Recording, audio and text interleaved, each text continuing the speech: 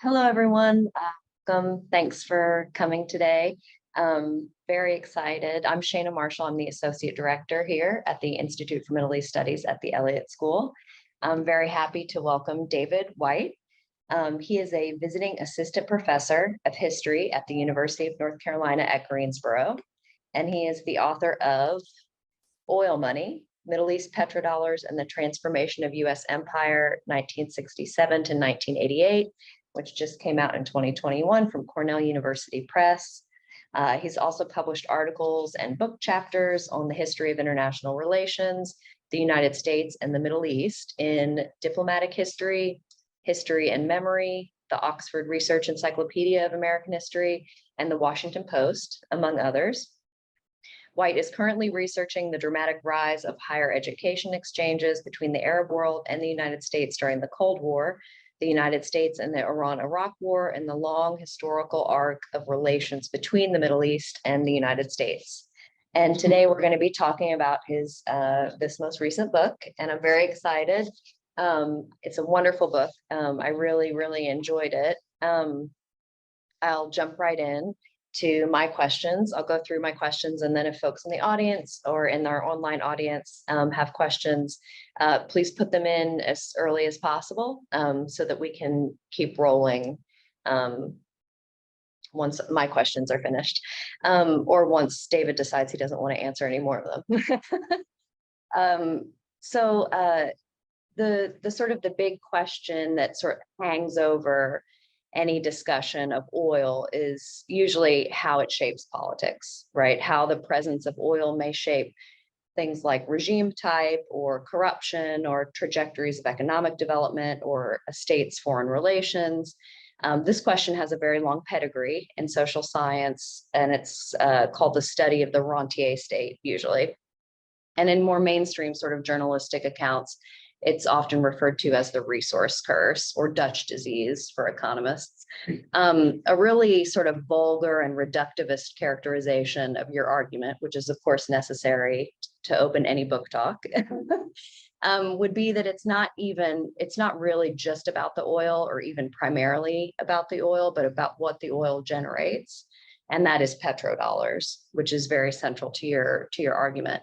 Can you give us a definition of what petrodollars actually are? Sure. And I just want to say thank you for having me and everyone for attending. And I wouldn't say that's a vulgar characterization. I mean, the title is Oil Money. Money is the noun, oil is the adjective. And I think that kind of speaks to the priorities. I am very focused on the money. Which is the petrodollars. So yeah, what is a petrodollar?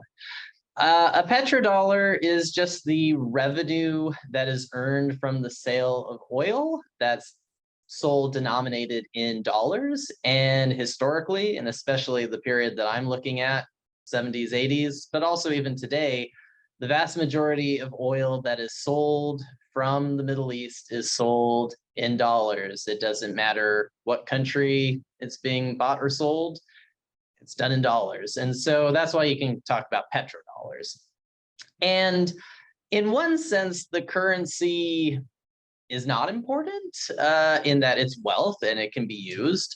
And in many cases in the book, it's just kind of the sheer fact of there's a lot of wealth going to the oil exporting countries of the Arab world and Iran. But there is some significance to the fact that all of these transactions are being done in dollars. It ties this resource, this export of oil, to the US dollar and its role in the international monetary system. It has impacts for the US dollar domestically. So there is some significance to the fact that it is being done overwhelmingly in US dollars rather than a different currency. Maybe at the end, if we have time or if folks have questions about this, we can talk about the increasing amount of oil that's being traded for currencies other than dollars, especially in the wake of the war in Ukraine. A lot of oil, I guess, going through India and being sold in other currencies that are not dollars. Your primary sort of interest in exploring is exploring what role petrodollars play in buttressing and perhaps even reshaping the model of US empire, right? Like what is the foundation and the currency in the broader sense of the term currency of US empire.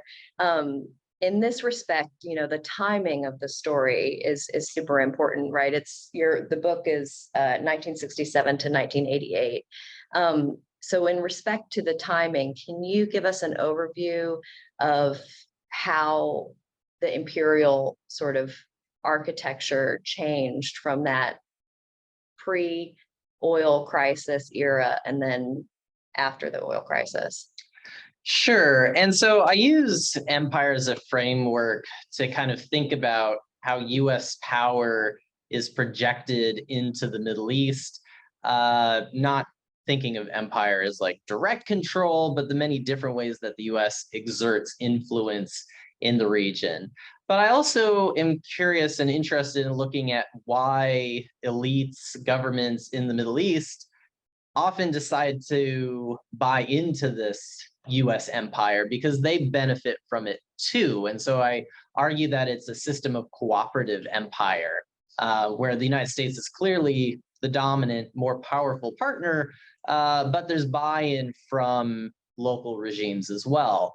And I see the 1970s as kind of a watershed or a transition moment from one system of cooperative empire to a second new one. So if the first order we can roughly say is from maybe late 1920s, really gets going in the Cold War up through the 1960s, I see that as kind of the first era of heavy US involvement with oil producing countries like Saudi Arabia, Iran, where the basic structure or bargain is that the United States provides superpower protection, and US oil companies develop oil fields. And in return, monarchies like those in Saudi Arabia and Iran provide relatively cheap and abundant oil to the global capitalist economy, and they take an anti-communist stance.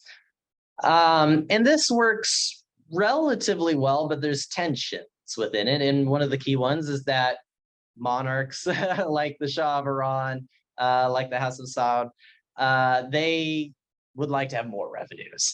And they are able to achieve this in the early 1970s. And then there has to be kind of a new negotiation between the United States and these governments of, well, we're clearly no longer working together or an agreement about the price of oil. But is there other areas where we can still cooperate? And one of the most fruitful areas that they find is different projects or schemes of how to use these petrodollars in ways that they see as mutually beneficial, whether that's investing them in places like in American banks, or giving aid to countries that they both want to support, or engineering projects, weapons sales. Both sides get something out of it in kind of the steering of these petrodollar flows. And I see that kind of second era as spanning from roughly 1971 to 1985, when you have relatively high oil prices. You could probably cut that in half with the Iranian Revolution as kind of being a bifurcation point where Iran falls out of US empire and creates a whole new set of issues for the United States and Saudi Arabia. But then the price of oil kind of plummets in 86, and I would argue that then you have kind of a different periodization that I don't get too much to in the book, except in the conclusion. You have a kind of decline of the petrodollar sort of system, and then its resurgence, I would say, in the last 2 decades or so. Not exactly the same, but definitely a lot of similarities or echoes that you could see between now and, say, the 70s. And that process broadly sort of referred to as petrodollar recycling, right? So the petrodollars coming out of the region, the oil coming out of the region, the dollars to pay for it coming out of the core sort of capitalist countries, but also, of course, the poor oil importing countries going into the central banks of the Gulf and then being paid out to those core capitalist countries in exchange for all sorts of goods and services. Okay. And one of the reasons that I was so interested in this book is because, number one, it's on the Middle East and North Africa, which is my area of study. But number two, it really takes seriously the role of international finance as a major force in global politics, which I think very little scholarship on the Middle East actually does. There are a few people, Adam Hania and Laleh Khalili and others, who've written on this, but it's just hasn't been the study of the rentier state has so dominated political economy of the Middle East that it really hasn't sort of expanded to look at the economy in its sort of financialized state, current state. So, and for probably a lot of people in here, the 2008 financial crisis was really eye-opening in terms of understanding sort of power flows and how those are tied into financial markets, global financial markets and financial institutions. And because no crisis, springs forth from nothing, I was really fascinated with reading about the sort of long roots of the crisis. And this, of course, led me to looking at sort of secondary financial markets, right? So finance for the sake of finance, right? So exotic debt instruments, junk bonds, these sort of innovations in finance that took place in the 80s and 90s, which then, of course, leads you to looking at Eurodollar markets, which then, of course, leads back to petrodollars, right? Because Euro markets were largely capitalized by petrodollar revenues. That flooded into the entire Western financial system in the 1970s. Can you give us a sort of a greatest hits overview of how that massive influx of petrodollars into the global financial system in the 1970s sort of rippled through the global financial industry, and then maybe also its impact, I guess, on some of the poor oil importing countries and sort of the shape of sort of debt borrowing and stuff like that? Yeah, absolutely. And yeah, I mean, in the early 1970s, the world of finance was so different from the world of finance we have today. And I was laughing the other day, my daughters, this is really random, but they were watching the cartoon show Teen Titans Go. And they actually, I kid you not, had an episode about the gold standard. And they actually did an okay job describing it.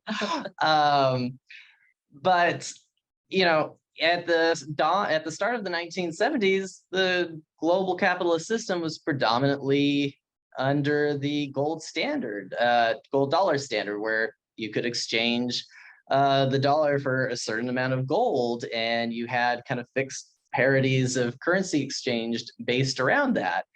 And the Eurodollar markets get started in some ways, in the 1960s as a way for European and American banks operating outside of the United States in Europe to try to do exchanges often outside of kind of like that gold standard regulation. And so this is kind of like the start of the erosion of that government control of finance and the international monetary system. But petrodollars play a significant role in really bringing an end to the gold standard Bretton Woods system. It's not the only factor, but the fact that you had so many dollars first pouring into the Middle East, and then they're plunking a large number of them in these Eurodollar markets, there's suddenly a lot more dollars in the these unregulated Eurodollar markets, which puts a lot of pressure on the gold standard regime. They can't control it as well because there's all these dollars outside of their purview. And so that is kind of like the first sort of foray of the petrodollar. It's coming out onto the world stage, is helping to bring down the gold standard. but arguably it takes an even bigger outsized role. So gold standard, kind of gets shuttled starting in 1971. 2 years later, 1973, when you have the first oil shock and prices, our oil prices quadruple in a matter of just a few months in late 1973. And there's just an unprecedented amount of money coming in, and again, dollars going into the Middle East. Just, both the value, the physical, like dollar bills, they're flowing in, and much of them are then getting deposited into Western financial systems, both in Europe and the United States. But there's this big worry in the West that this is going to become unsustainable, or that the Saudis, other Arab oil-rich countries will decide to yank their money out. Because they were holding them often in current accounts, right? Which Yes. meant it was totally liquid and could be taken out the next day. Totally liquid. They had most of their money on one-day deposits, and so these big and they also concentrated them usually in just a few of the top largest banks. So the most important, largest international Western banks in the world all of a sudden find that they have these huge deposits of dollars, but they're all on call. So in theory, they have these money that they can, have as collateral to loan, but it could be yanked at any time legally, right? Like they would be within their rights to yank the money out. So they sort of can't loan it out. Well, they're saying we're hitting the point that we're not comfortable loaning anymore. And they're telling this to Washington. They're telling this to the US government and other Western governments. And the reason that there's this big concern that the Arabs might yank the money out is because this is the backdrop of the 1973 war and the oil embargo against the United States. And relations, especially between the United States and the Arab world, are at a particularly low point. And there's very real fear, both in Washington and in New York and European banks, that their dollar deposits from the Arab countries could get yanked out at any time, and because of a new political crisis, or just escalation of the ongoing political crisis.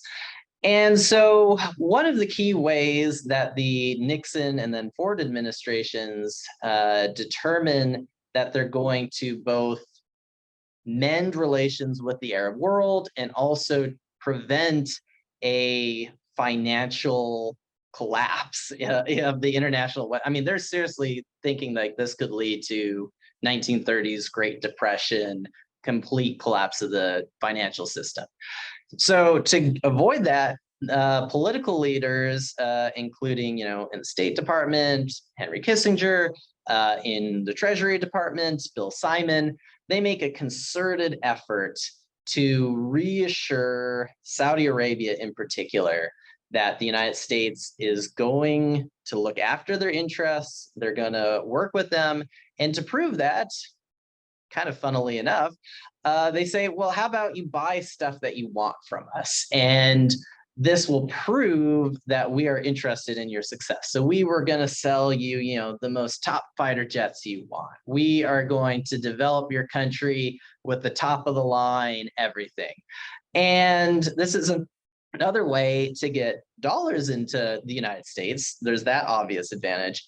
But Kissinger and Simon, they're also very interested that, okay, if we put in weapons and if we start these projects, well, you're going to need Americans to continue to train your military how to use them and to maintain them. You're going to need Americans to continue to build, engineering projects that are slated, for decades of construction. And so this will basically make Saudi Arabia more dependent on the United States, and they'll be less likely to do something harmful, and they'll be more comfortable putting in long-term deposits, which would then, be much more harmful or difficult for them to pull out. And they largely succeed. The Saudis are also kind of eager to get back in good graces, and they pull it off. And So petrodollars, I argue, is really key in both the sort of political continuity in the US-Saudi relationship, and then also kind of preserving the global kind of capitalist order. I could also then talk about the debt crisis. I don't know. Well, I mean, as a sort of quick aside, this is Yeah. also the period where you have, I guess, the rise of private contracting in the defense sector, right? Yes. Because that first project of Vanel Corporation, Mhm. right, to train the Saudi National Guard, I think, Yes. was initiated in this period, right? Because basically there was sort of so much money, right? Yeah. That it just it's like the innovation that comes about from the presence of so much very cheap money Yeah. drives things, not only like innovation in the financial industry, but innovation also in private military contracting. Yeah, there was so much demand from Saudi Arabia and Iran for the development of their militaries that the US military said, we do not have the resources, the capacity, the manpower to do everything that they're asking.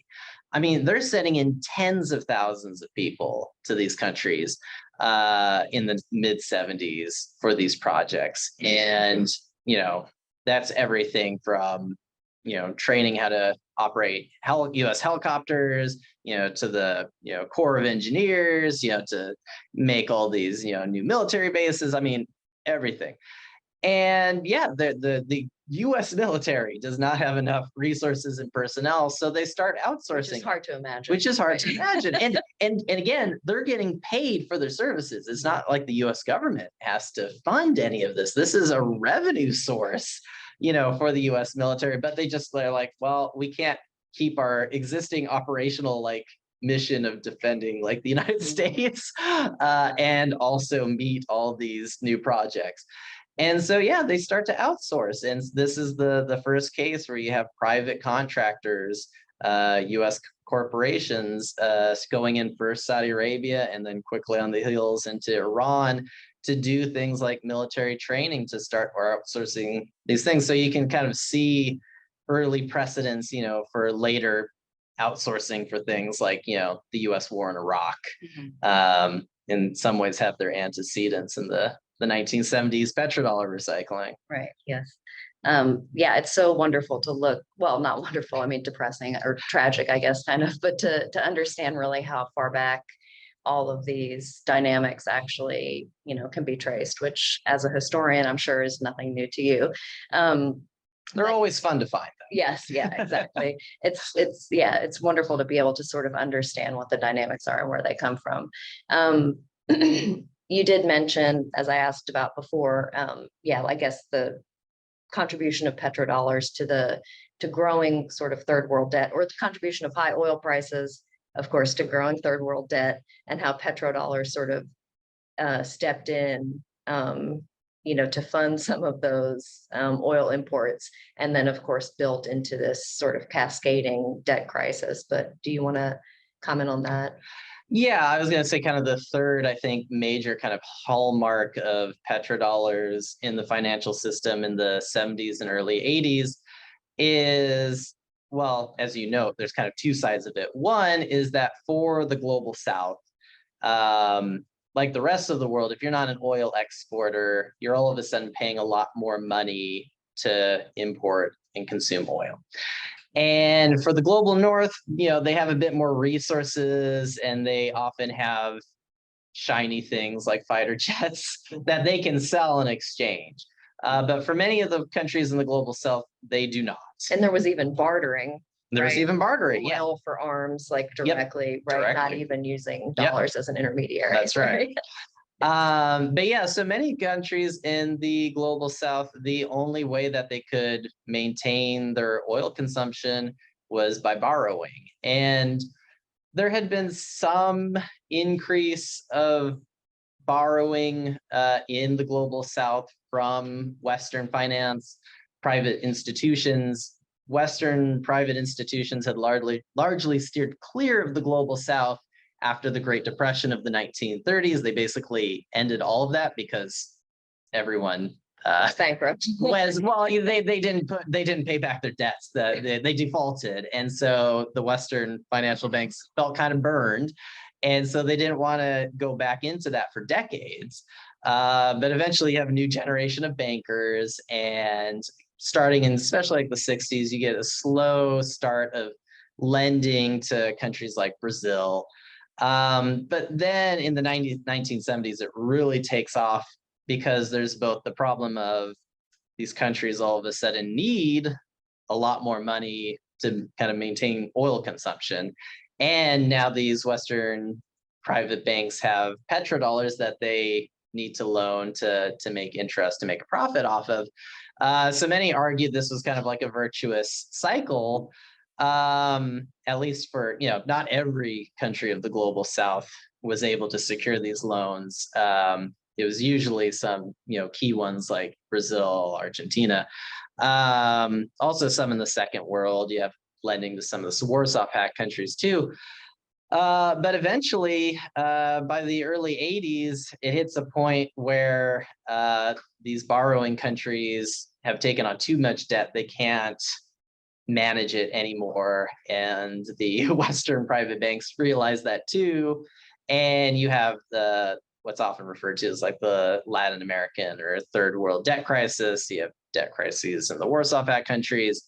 And kind of to make a long story short, the general outcome was that many of these countries become much more privatized and neoliberal as terms for refinancing their loans and getting new support, which was not kind of the expected outcome when these loans for either side, when these loans were being made in the early 70s with petrodollars, but that was kind of the end result. Yeah, and the debt burden, I guess, today really, continues. I mean, many countries spend more on, debt, servicing their debt than they do on health and education and social protection combined. So, related to that is another story, really another tragedy that emerges from your book about how the U.S. sort of used the petrodollar system to drive a wedge, right, between the oil exporting countries of the third world, right? So countries that were industrially and economically still underdeveloped, but had these growing revenues from high oil prices, and the rest of the third world, right? The much poorer sort of oil importing countries that make up the majority of what we call the global South today, but which was then called the third world. How did the U.S. really and Kissinger in particular, sort of strategically use high oil prices and then the petrodollar regime to sort of drive that wedge between those two groups to sort of prevent the rise of the third worldist sort of new international economic order that was attempting to coalesce from the leaders of those countries? Yeah, and I think it's important. I mean, sometimes third world, often like now to contemporary ears, it's just kind of like thought of as like a pejorative. Yeah. But in the 1960s, 1970s, many people in the global South self-identified as third worldists. This was a political project that they saw as a way or a movement to try to get more economic and geopolitical equality for their countries vis-a-vis the global North. And one of the big leaders in that movement is Algeria. And Algeria is an oil exporting country. It's not nearly on the same scale as Saudi Arabia or Iran, but it's kind of in that middle ground where it can credibly say, look, we're part of this, new movement in the global South, in the third world. We've secured better oil prices for our people, for our countries, and everyone else can do that too in the global South. Be a model for OPEC as a model for other resource cartels, and also arguing that OPEC is going to be the champion for the rest of the global South. And we're going to use some of our wealth to, give aid or as leverage with the global north so that they're going to treat all of us better. And that's kind of the goal or ideal. But in practice, things quickly fall apart from that. And the United States certainly plays an active role in trying to prevent what Algeria and others were championing as a new international economic order, one that would have more equality between the global north and the global south. Kissinger at first, his first reaction is to just kind of like very heavy-handedly say, we're against, the United States is against this. And then he sees that's going nowhere. So he's like, okay, now I'm going to play nice and kind of like pretend to be cooperative. We're going to have all these summits. We're going to draw things out. And at the same time, behind the scenes, try to kind of pit the two sides against each other and really emphasize to the oil poor countries of the global south, like, hey, you're actually losing a lot of money. You're getting ripped off. You're getting ripped off by OPEC. You're paying as much as anyone. And at the same time, going to the oil-rich countries and saying, look, we want to trade with you. We want to give you weapons and things like that. Just, also keep our interests. Don't throw off the entire economic order that we want. Like, you can do some lip service to the new international economic order, but don't give it any teeth. And it's hard to parse out how much the US role played in this because we largely only have the US side of the records. But, from the actions of countries like Saudi Arabia, I think that there was also, from the get-go, even without the United States, a kind of hesitancy on the part of a country like Saudi Arabia. Monarchy, small population, they have a lot of oil wealth. They don't necessarily want to give away their power, their leverage to the rest of the world, and particularly to a bunch of governments and organizations that are fairly left, that many of them are anti-monarchical, don't necessarily hold the interests of Saudi Arabia. The Saudi government perhaps naturally would rather kind of control where the money goes for projects that it would prefer, rather than kind of the more Algerian model for the global economy. And there's certainly certain points where the Saudi government makes very clear that they can be as hard-nosed and conservative or even more on financial matters than the US government. One that really stood out to me was Egypt, which, in the 70s, before the Camp David Accords, Saudi Arabia is giving a lot of money to Egypt as part of this alliance against Israel.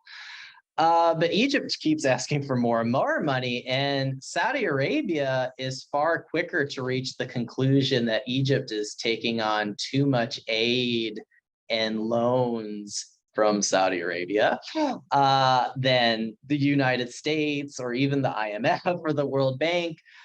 The United States, IMF, World Bank, they have concerns. They want Egypt to get financially self-sustainable, but they're much more open to having Saudi Arabia just keep writing checks than Saudi Arabia is. And they're much quicker to say, all right, we want to see certain conditions or certain changes in your economic structure, or we want certain political favors before we give you more money.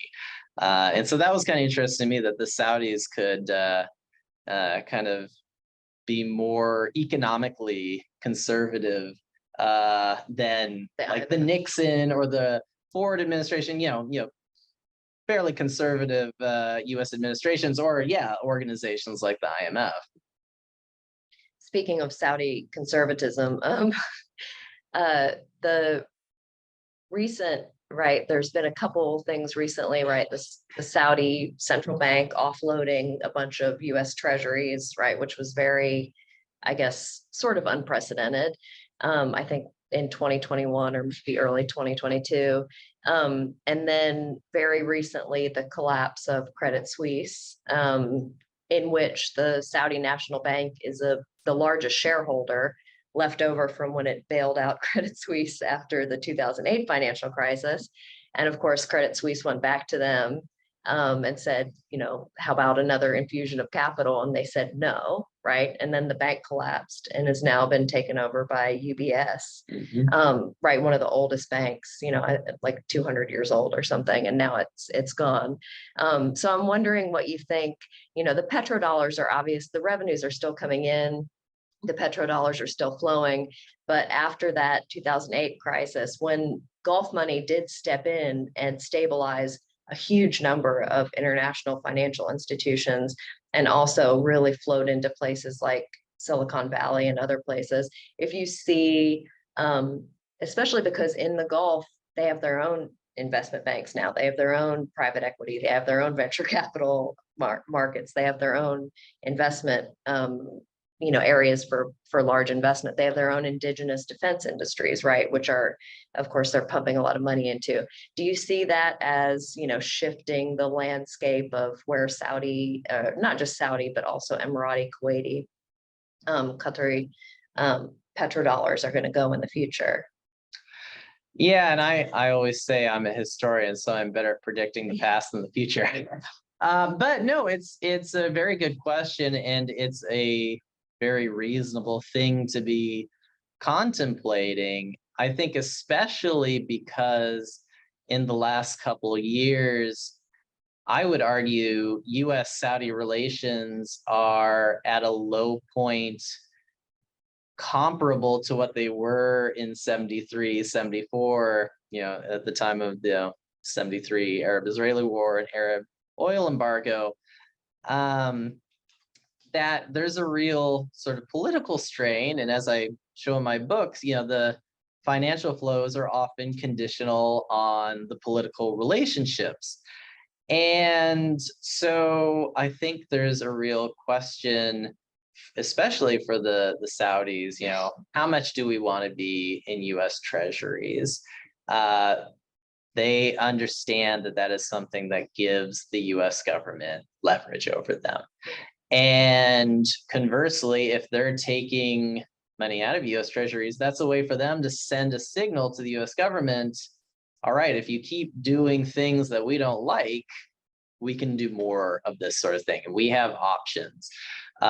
We can go to other European institutions. We can go to China.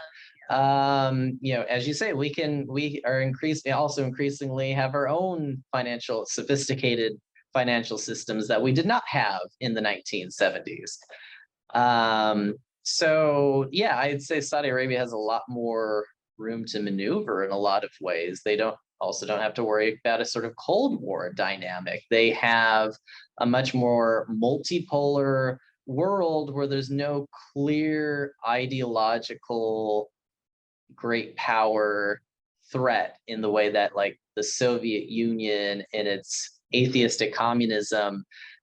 That's a much more bitter pill for the Saudis to swallow than, say, Putin's Russia. Putin's Russia looks like a perfectly fine partner. Xi's China looks like a perfectly fine partner. And even in the 1970s, I mean, they might have been bluffing, but the Saudis at certain crisis moments, they did go to the US government and say, if you can't deliver something on us, say like this, in one case, the sale of F-15s, we might have to turn to the Soviets for arms.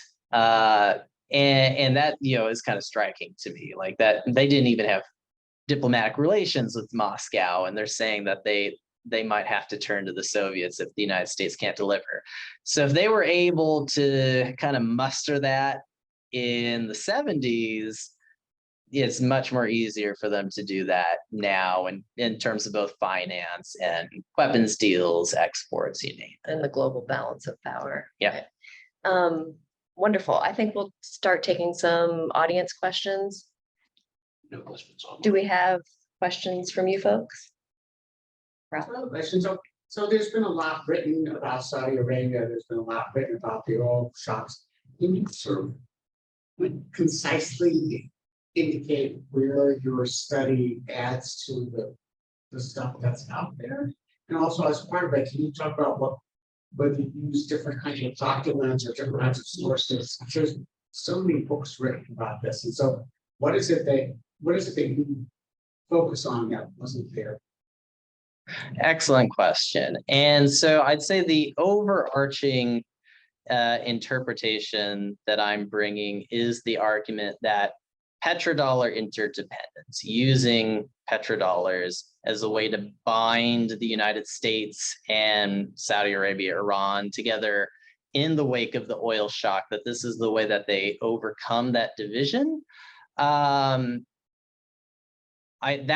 is one of the key arguments that I'm putting forth, that this is an underappreciated aspect of how US empire or US dominance in the Middle East kind of counterintuitively grows at a moment of crisis in the relationship, and also at a time when regional actors, even allies, are gaining power to kind of push back against them. In terms of sources, there's a lot of declassified records that had not been accessed before from the US government, from the IMF, from the World Bank. There's some from Saddam Hussein's regime.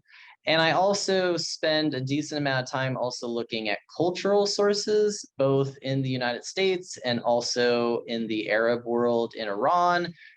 So looking at newspapers, cartoons, speeches from Saudi Arabia, Iraq, Iran, and also oil poor countries like Egypt, Lebanon, and how they get kind of in the mix of these petrodollar flows as well.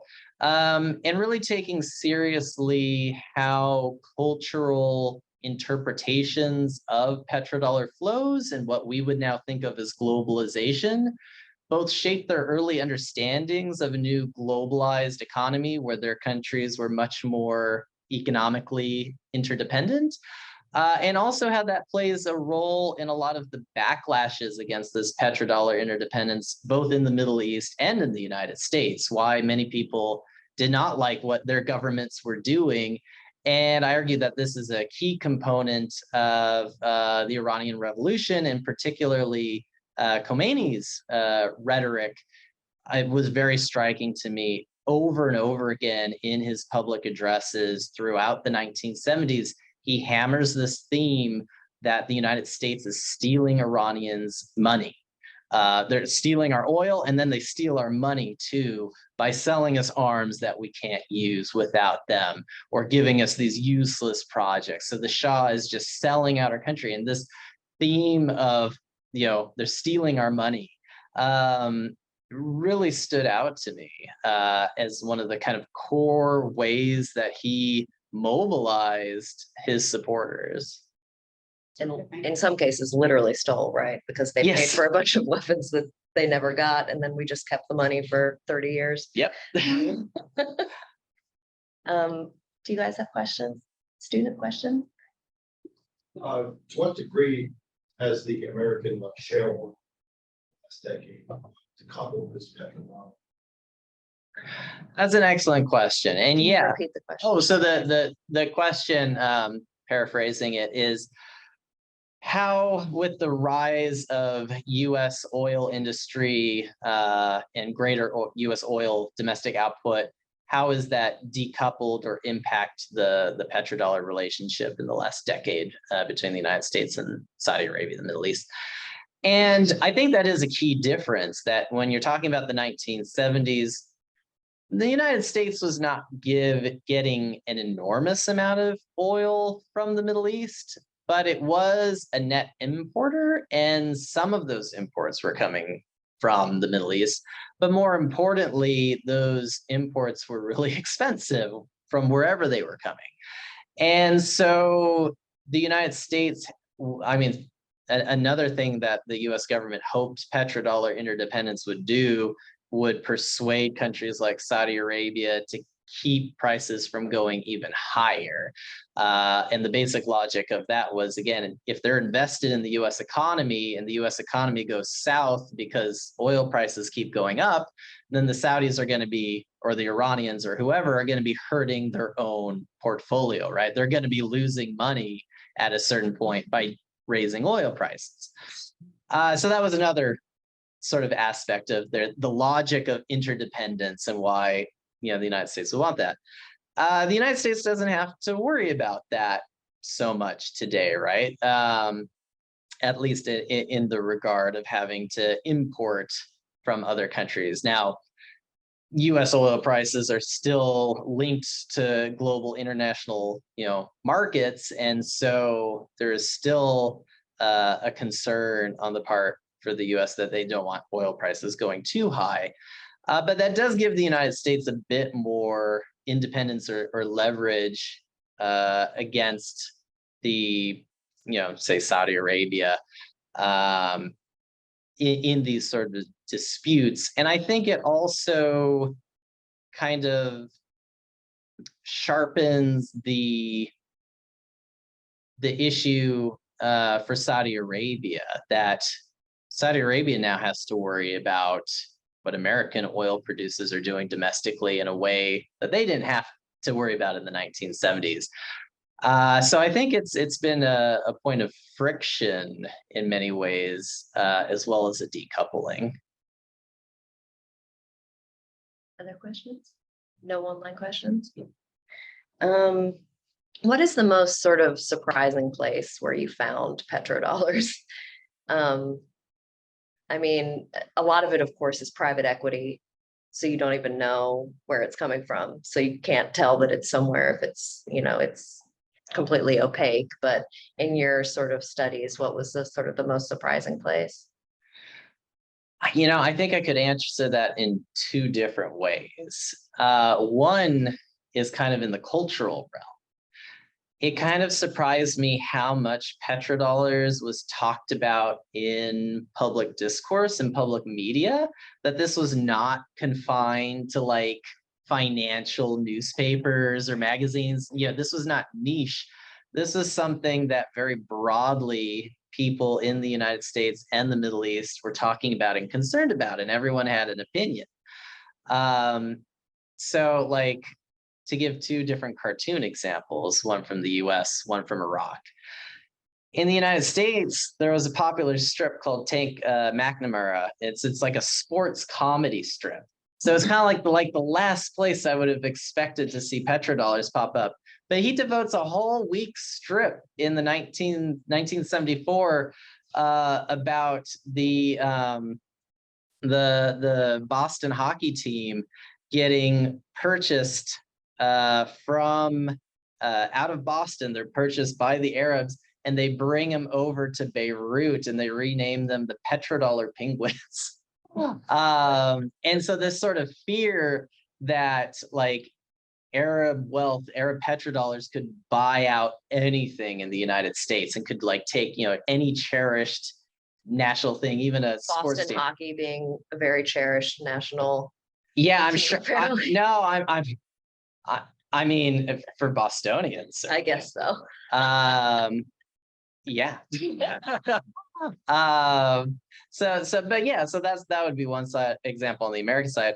On the Iraqi side, kind of a recurring theme, both under the Shah and then under the Islamic Republic, was that US weapons were bought, by petrodollars, by Iran to arm the military that was then either threatening or fighting with the Iraqi military.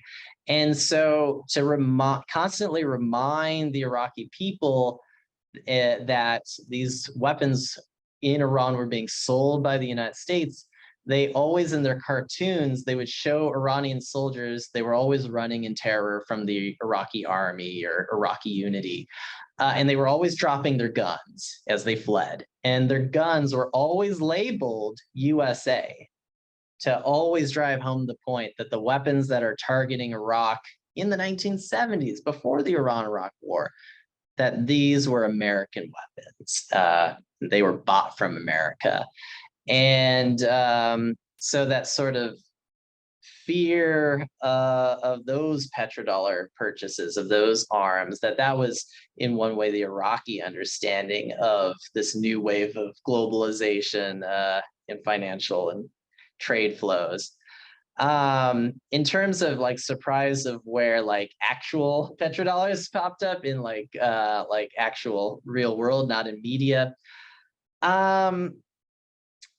One of the most surprising to me and noteworthy was some Kuwaiti investors came to South Carolina in 1974, and they were looking for direct investments, which was actually pretty rare. The vast majority of Arab petrodollars were in the United States in the 1970s and 80s was portfolio. They didn't have a controlling share over any of their investments. Yeah, So the bankers spoke very glowingly of petrodollars for that reason. They yes, said, right, they just want to give you the money. They don't want to control the company. They don't want to tell you what to do with it. They just want you to manage it. So exactly. it was also sort of a very racially tinged Yes. conversation. Yes, but there were some exceptions, and often they were the Kuwaitis, because in the 1970s they had the most advanced banking and financial system domestically. So they had kind of the know-how to directly invest in ways that maybe much of Saudi Arabia did not at the time. But anyway, so some Kuwaiti investors come to South Carolina and they decide that they want to purchase an island, Kiowa, to develop as a resort. And they eventually did, and it became like this, notable golf resort, very, like top dollar.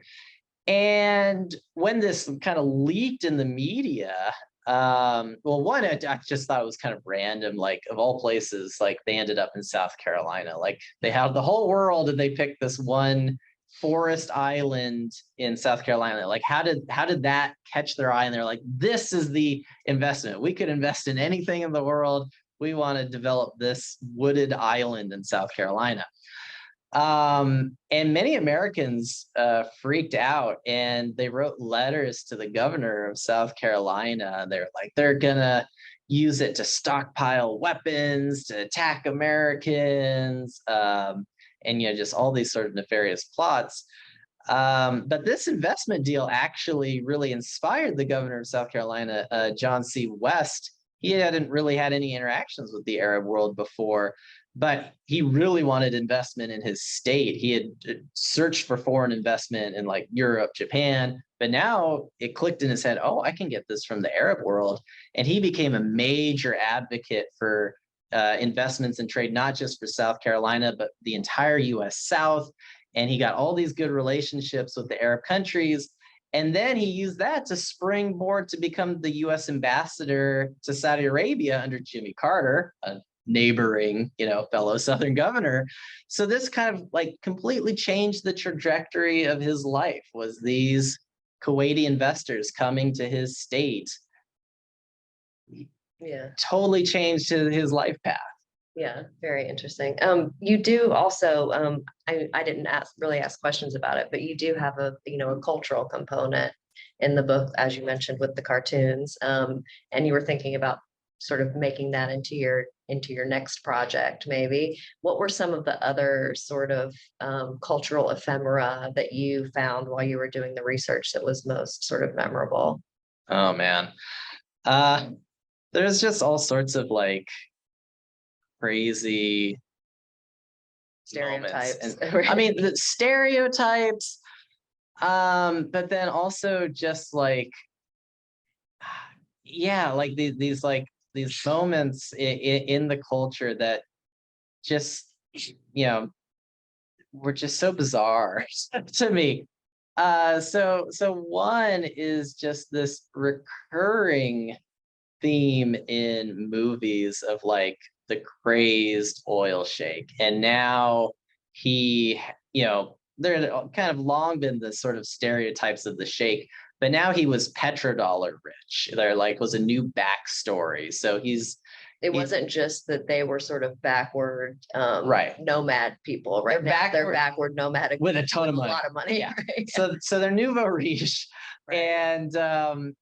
And so the sort of notion that this kind of despotic, barbaric, womanizing, woman violating sort of like Arab nomad stereotype sheik is now has the money, the power to like come into the West and like do whatever they want, just pops up everywhere. And it's everything like just in the realm of movies. This is everywhere from like really highbrow, like Academy Award winning films like Network, with the kind of fear that like Saudis are going to buy out US news media, to like on the very opposite end of the spectrum, like sexploitation films like Ilsa, harem keeper of the oil sheikhs, where this is maybe the most shocking. Well, I mean, it was made in Canada. It was pretty low budget production, and the main obvious like appeal, like the audience they're targeting is like people who want to see gore and sex. But within that film, they actually have a fairly complex allegory and commentary about US negotiations with the Arab oil producers. And they have this discourse arguing, they even have a character that is supposed to represent Henry Kissinger. They call him Kaiser, Dr. Kaiser, instead of Dr. Kissinger. And he represents the sort of like liberal centrist, we're going to seek interdependence, we're going to negotiate, we're going to diplomatically work with these people. And he gets nowhere in the film. But there's a Adam Scott character. He's a military man. He comes with, and he's very muscular and violent, and he doesn't do negotiations. He kind of like violently takes on these people. So he's more espionage and military overthrow, and he is very successful. And so again, within this very, bizarre and like overtly, like obviously they're going for like the shock and the sexploitation, like that's why they're drawing in the audiences. But within that, they again have this allegory about petrodollars and oil, and it's like, if it can be here, it can be anywhere. Right. So literally was during that period. Yeah. Well, it's right at 3:15. We're finished. I think that's a great note to end on. Thank you again so much, David. Thank you so much. Once more, the book is Oil Money, Middle East Petrodollars, and the Transformation of U.S. Empire, available online. A wonderful book. I really recommend it. Thank you, David. Thank you so much.